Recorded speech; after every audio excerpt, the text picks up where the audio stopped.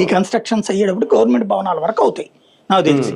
మిగతా అన్ని పూర్తి కావాలంటే ఇప్పుడు భోగాపురం ఎయిర్పోర్ట్ ఎప్పుడు 2017 టైంలో బిగిన్ చేసినటువంటి అది పూర్తయి కన్స్ట్రక్షన్ ఇప్పుడు అయ్యింది. 10 ఏళ్ళు పట్టిందా? 10 ఏళ్ళు పట్టింది. ఇదైనా 10 ఏళ్ళు పడుతుంది కదా ఎయిర్పోర్ట్ కట్టడం అంటే, ఇంటర్నేషనల్ ఎయిర్పోర్ట్ అంటే. ఇంకోటి ఏంటంటే ఇంటర్నేషనల్ ఎయిర్పోర్ట్ ఆ ఏరియాలో ఒక పెద్ద సమస్య ఉంది. వాటర్ స్టాగ్నేటెడ్ ఏరియా కదా, అంటే భూమి కంటే హై లెవెల్లో కట్టాలి అది. మీకు అది మట్టి నేల కదా, చౌడు నేల కదా. చౌడు నేల, చౌడు కాదు అదే దాన్ని ఏమంటారు, నల్లరేగడి మట్టి కదా. నల్లరేగడి నేల.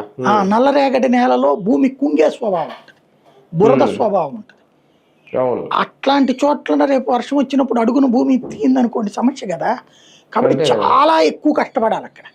ఇప్పుడు మామూలుగా భోగాపురం ఎయిర్పోర్ట్కి రన్వేకి అయ్యే ఖర్చు కంటే ఇక్కడ డబుల్ అవుతుంది. ఇప్పుడు ఈవెన్ బిల్డింగులకి వైసీపీ వాళ్ళు తిడుతున్నారు, డబుల్ ఖర్చు పెట్టారు ఇవన్నీ లంచాలని. అది లంచాలు కాదు. ఏమవుతుందంటే ఇప్పుడు గుంటూరులోనో విజయవాడలోనో నేలలో చేస్తే మీరు ఒక 25 అంతస్తులు కట్టారు. ఫర్ ఎగ్జాంపుల్ మీరు మంగళగిరి రూట్లో చూస్తారు కదా, హైవే మీద కట్టారు కదా 20 అంతస్తులు 30 అంతస్తులు.